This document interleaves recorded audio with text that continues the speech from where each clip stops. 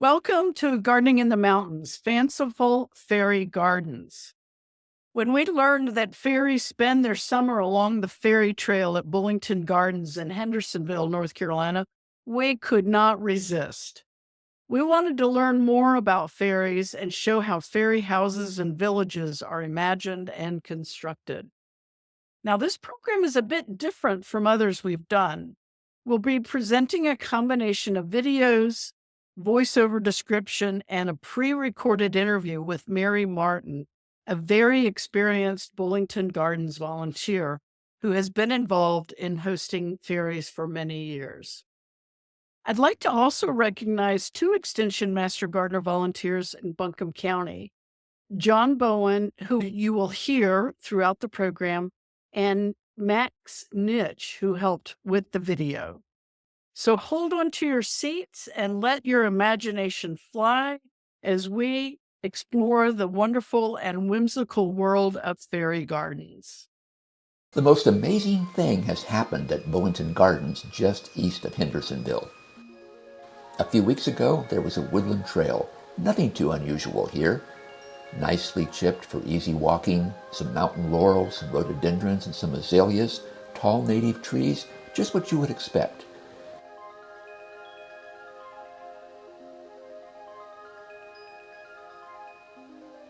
There were some areas with somewhat unusual plantings, individual hostas.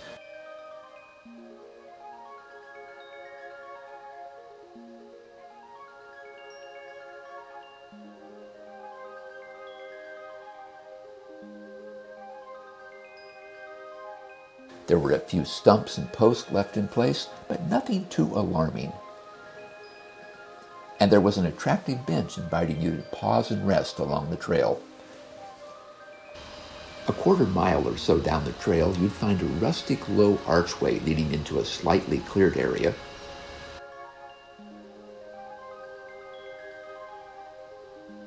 As you looked around, you'd find another welcoming bench, and oddly, you'd find a fairy mailbox. Let's fast forward to the 1st of June. Fairies have moved in everywhere along the trail.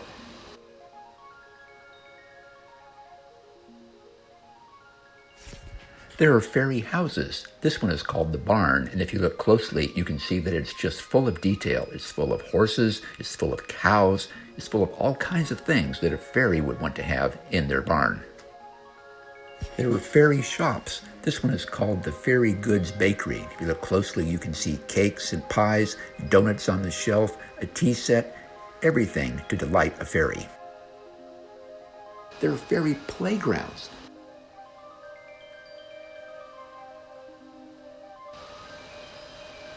Suddenly, you notice that the very trees have sprouted fairy doors. You'll never know what you're going to find behind a fairy door. It's a fairy!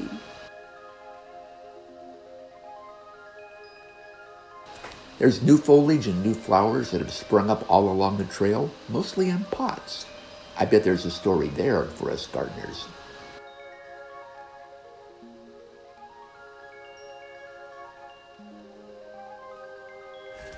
This is another one of the pots that they've set up for the fairies. You see they've inserted mushrooms in there with the coleus to make it just a little bit brighter to show up better in the shade.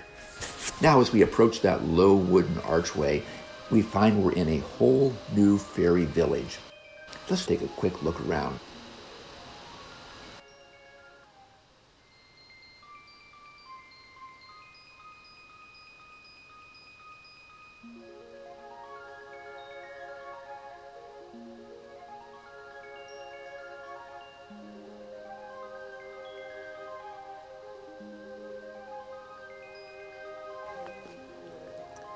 This is one of the fairy houses, and what's interesting here is the amount of intricacy. You can open the door and find things behind it. They've just made it highly interactive, which I think is a hallmark of an excellent fairy garden, that it's fun to go to. You see different things at different times. The detail of the interaction is remarkable.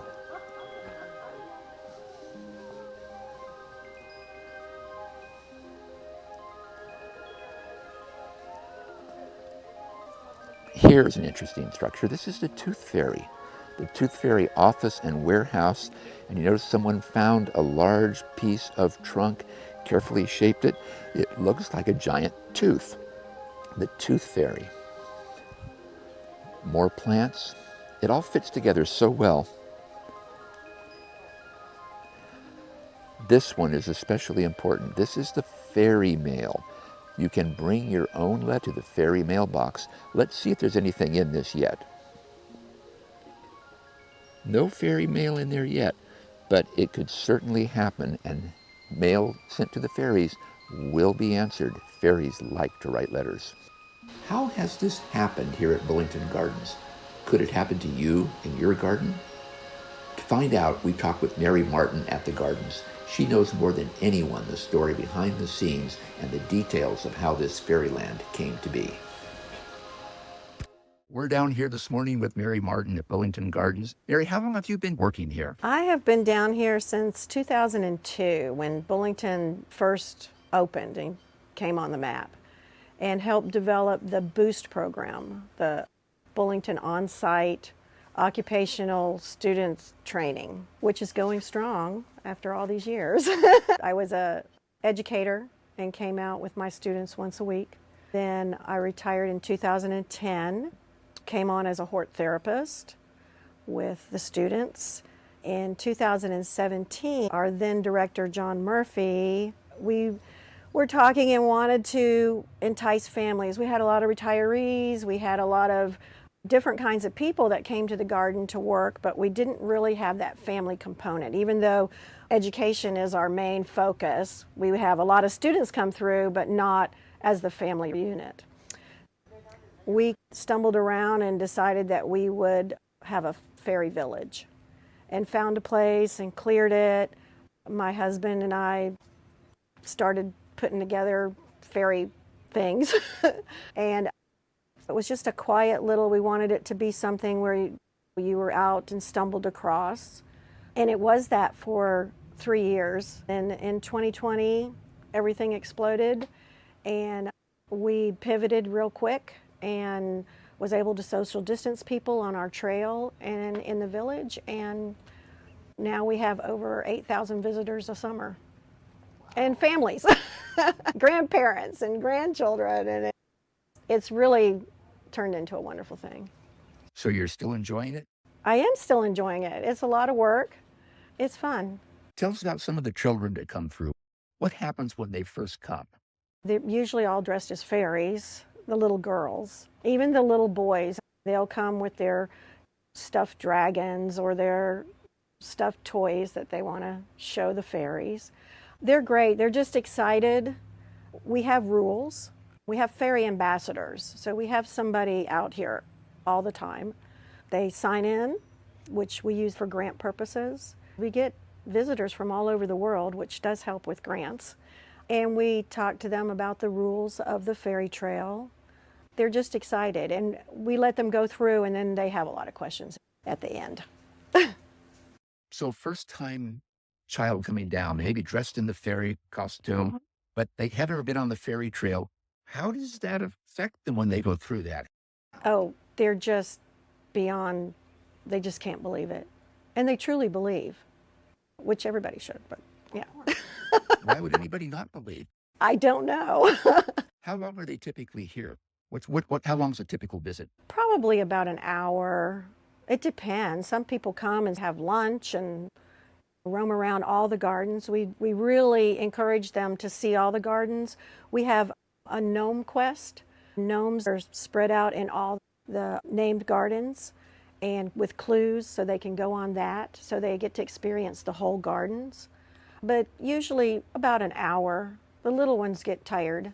I'm curious about the gnomes. In my mind, gnomes have a reputation as being perhaps a little bit touchy, maybe sometimes Grumpy? a little bit cranky. How do the fairies and the gnomes get along? They all get along just fine. They're all living on the same planet.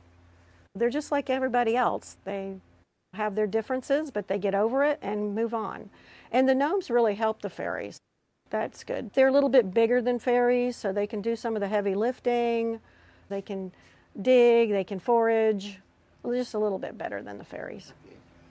I see you have your hand here on what looks like a purple castle. As the Purple Castle. This Purple Castle was made by one of our artists, Ellen Bernstein, and starts off the fairy trail. The first scene you come to is the Fairy Queen's castle, which is a huge hit. This and the Tooth Fairy. They love those. It's all made out of rocks and found stuff, and then we have another artist who encased it in resin, so it is indestructible. Let's take another look at that Fairy Queen's castle out in the garden. You can see all the detail. The longer you look, the more you can see. The Fairy Queen up on the top, several fairies down below, little sparklies on the ground and hanging from the trees, the hosta, the impatiens adding more color in the pot where they're protected from little feet and where they can be changed out as needed throughout the season.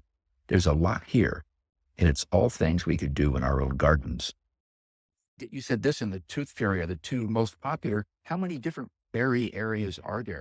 We have the Fairy Trail, which has different vignettes, which are in these boxes. And also, the doors are all on the trees going through the Fairy Trail that are interactive. They can open them, see what's behind them, and then close them back. Not giving any secrets away, but give me a hint. What might I find behind a door? Oh, anything. Anything. Wow. Of course, you're going to find fairies because they're doing their business back in there. But different things. You might find a little animal or a thing like that. Let's watch what happens with the fairy door.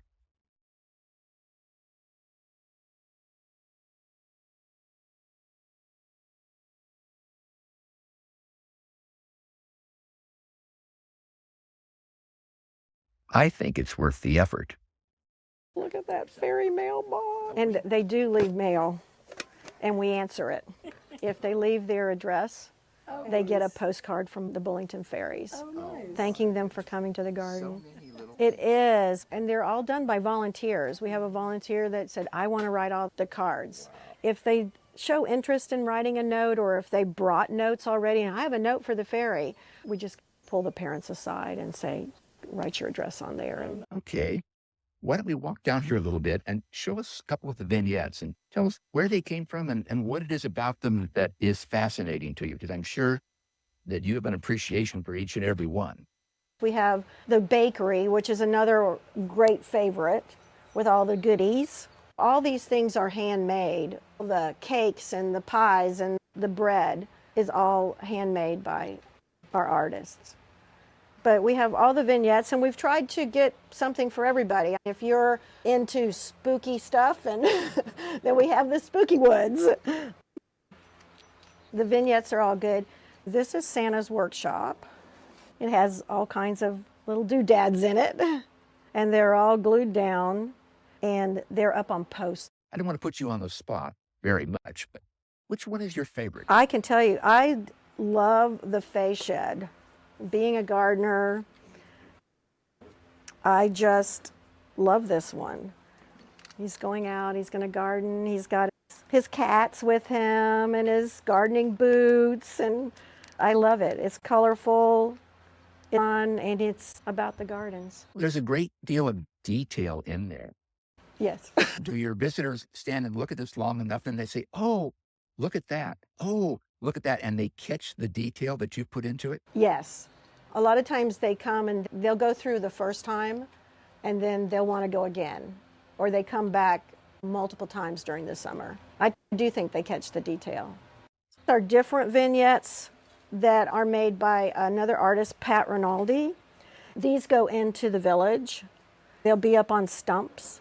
And they're all resin, so they're going to stand up to the weather, but they go together. This one goes together.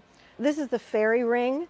Some of these scenes have poems that go with them that are up, so we have a poem about fairy ring, explains how they dance around. Yeah. We tried to do literacy also, because we're all about education. So we have poems that we put up next to some of the scenes in the village. So this one is about the fairy ring. Will your visitors stand there and read Yes, that they out will. loud? Yes. So each one of these vignettes tells a story, but it's a more subtle story than the ones behind it. Yes. These will go in the village. The village has got a different feel to it. We change up things. That's why we have all these bins of stuff. Is every year different enough that you see something fresh from year to year? Yes. It's the same, but we do put in new things so that it does change up a little bit. This is one of the storage bins, and we've invited Mary to take a little wander through that bin and tell us what kind of things end up stored here, what kind of things just end up in the garden. Okay. We have baby rabbits. So these would go in there. We have a lot of little animals. We have Frog Town, which is all frogs. But we have little baby rabbits, and they'll be in the garden. Let's see what else. We have our signs in here. So we have the International Church of Peace, which goes in the village. So everything has its own sign. We do have an amusement park with a circus. This is the Ivy Patch Fun Park because it is in the Ivy Patch. We have these different things. This is on the trail. We have a little ferry on a rock. And everything is glued down because they would be gone. Screws, tacks. We have a table with a teacup and a chair. Now, one of the things with this set, this has been from the very beginning since 2017. This was a candle holder, and this was a candle thing that you put on the wall. So I think it's just going and finding found things. Don't just look at it as that's only a candle holder. Turn it upside down. See what it looks like to you. Add a wooden top or something, and it will turn into something that the fairies will really like. The fairies are really big on reusing and found objects. If they find a marble, they use it. If they find anything that somebody has discarded, they'll pick it up and find a use for it. In the village, we didn't bring it out today because it's still needing some repair, but we have a secondhand shop, which is made out of a boot. That's one of the favorite ones for adults because that's what fairies do. We have the poem that goes with the secondhand shop that talks about the old lady who lives in the shoe. She collects all the things and sells them to the fairies. We have fondue forks, the ends of fondue forks. Remember fondue? Which are all very colorful, and these become a fence. So you can stick them in the ground and they will become a fence. We have those. We have turtles. There's another rabbit. Those rabbits just keep coming. We have wind chimes. This went in our jungle theme last year. We do have wind chimes along the trail that are hidden so that if the breeze blows, you can get a fairy song. One of the things that you might want to see now, because it's happening now, is where the castle goes, that tree is a bee tree. You stand underneath that and all you hear is the humming of millions of bees. That is very magical. It's out there. Oh, we have a clothesline, the fairy clothesline, fairy washing. And we have lots of butterflies that we put out on the trail. We just stick them in the ground. So we have lots of those. We have the Bell House Yoga Studio. They need to stay in shape. What else do we have in here? We use pieces of wood like this and just make it into a sign. This was from last year, the jungle theme, Camp Treehouse. That's about all. We got fairy-sized clothes. I think that's about all that's in this bin. So that's about it. What do you have to do just in terms of a practical thing? If some of our viewers are thinking about making their own fairy gardens, what do you have to do to stabilize this and make it sturdy to, shall we say, interested little fingers? That's always a challenge because you would not believe how strong 4-year-olds are. But I don't know if a home gardener would build a box, but we use a certain kind of glue that we've found really works. Any kind of glue that would be for outdoors. We spray everything with polyurethane to keep it weatherproof. How do you keep them from falling off the post? They're screwed on, definitely. They're screwed on. And one of the rules is don't touch, but we understand they're going to touch things. Sunday mornings we come out and we walk the trail when nobody's here and test everything and glue things down that aren't there. I know some other questions that people have asked are things like, what do fairies eat? Fairies eat, I don't know, but I think that they're very fond of tea parties. They would probably eat things that you would find at a high tea. Okay, well, that makes sense to me. Another question that I know people are wondering about is the fairy villages, the fairy vignettes, the fairy houses, all leave that place in the winter and they come over here into storage. Where do the fairies go in the The winter? fairies, that's a great question, John. The fairies, they are really good friends with the monarch butterflies. We have tons of plants here that attract our pollinators and the monarchs. We've planted milkweed that they love. So we have a lot of monarchs. And the fairies and the monarchs are really good friends. So the fairies, to take a vacation and go somewhere warm, they go with the monarchs. When the monarchs leave, they fly along with the monarchs to Mexico and have a vacation. So they go somewhere warm because, fairies are tiny. That's why they're coming back about That's now? exactly right. Yeah. About just the construction. I see so many things around here. We took some pictures earlier. I see giant flowers. Yes. I see small pieces. How do you coordinate all this? Before that, even a more important question, where do you get all the great ideas? I just think you have to have an imagination. And luckily at Bullington, we have lots of people who have imaginations. If one of your visitors or one of our viewers said, okay, I love this. I think I need one in my yard for my grandchildren, for my children, for my own inner child. What advice would you give them for how to go about just setting up an area on their front to do something? I guess if you were going to try to do a fairy village or a fairy garden at your house, you really need three things. You need imagination so that you can look at everyday things and see how you could use that as something that maybe a fairy would use. Having somebody who has carpentry skills or metal skills is great, and we happen to have that. And then good painters, people who can paint, because being it's outside the whole time, this is our biggest push, is we just repaint everything so that it looks fresh. Just like you would repaint your house or anything that you would live in, you would want to protect it. You want to be able to access it, of course, but I would have it in an area that is kind of secret. I think all the folklore around fairies, that they're pretty secretive.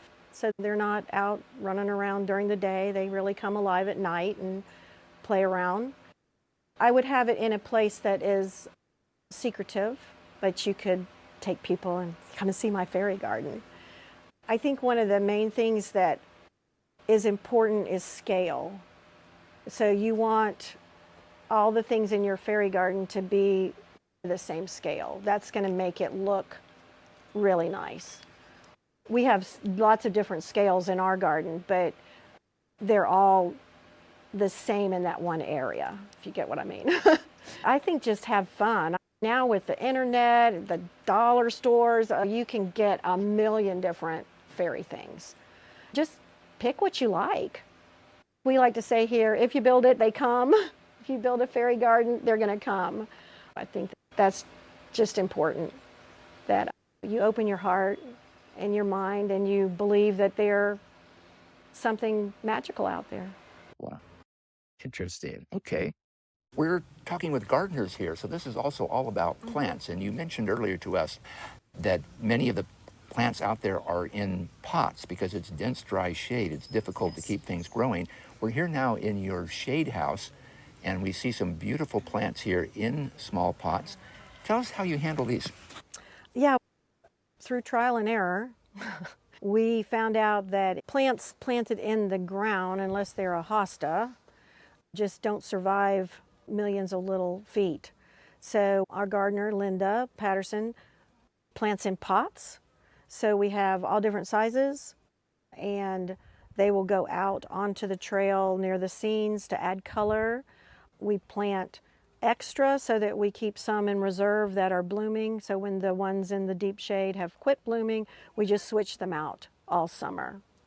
She also makes these. I believe that these are the fairy gardens that are for sale in our gift shop. So if you want to take home a full fairy garden already done and put on your porch, you can get those too. And they're all planted with shade plants. Is that what these are behind Max here too? Yes, those will go on the trail for sure. Some of these maybe go on the trail, and some of them might be for sale. We use a lot of impatiens, a lot of polka dot plants, hypoestes, coleus, because it comes in a lot of different colors. Anything that would work in shade.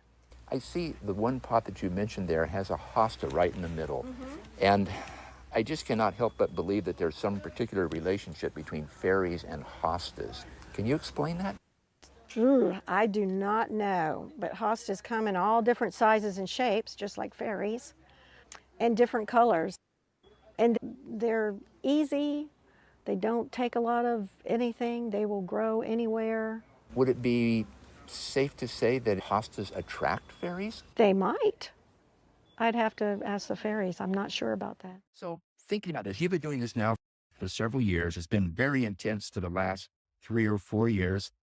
What do you like best about it? What's for you at the end of the day when you've been out working and you're dead tired and you wonder why you're doing this? Why are you doing this? Where's your joy? I do love Bullington Gardens, and I want it to be here forever. But I think it's seeing the families come through. That was our goal. They just come in droves. And hopefully those little children that have come, their parents have brought them here, will grow up and bring their children, and their children will bring their children, because I still remember things when I was a kid, going and seeing things and taking my children, oh, this is what, but still here. Hopefully the fairies will stick around and be here for generations. We'll see, but that's what makes me smile at the end of the day, is those families coming through. Yeah, that sounds certainly worthwhile. Mary, we really appreciate your taking time to talk to us about this. I know this is your busiest week of Yes, the it whole is. year, so we really appreciate your time with this. Any final thoughts you want to leave us with, something important about fairy gardens? Not right off the top of my head, but come and see our fairy garden. We love it, and it's a lot of work for a lot of people, but it's all worth it.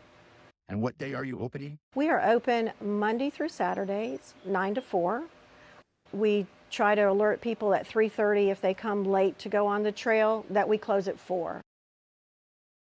We want to thank everybody for attending today and encourage you to gather the young ones of all ages in your life and head to the Fairy Trail in Bullington Gardens. Thank you, and have a great day in the garden.